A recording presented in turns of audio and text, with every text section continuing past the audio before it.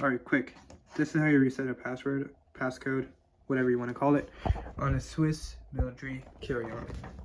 So there is actually no reset button right here. There's just a slider. So when you get the suitcase, it'll most likely be 000.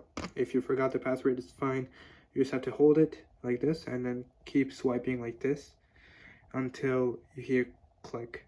Keep doing that for like a minute and you'll actually get it.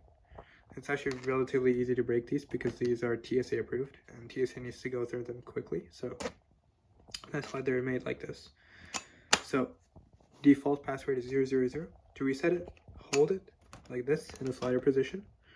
And then as you're holding it, you want to change the password. So for example, if I want to set to 121, I will actually put it to 1.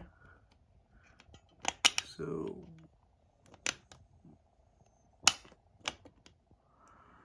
one. It's actually really hard to do with one hand. 1, 2.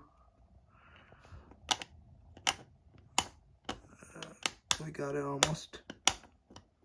Yep, 1, 2, 1. Now it's reset to 1, 2, 1. Let go. Mix it up. It won't open, and you just have to put in 1, 2, 1, and it'll actually open normally. Let's have it go.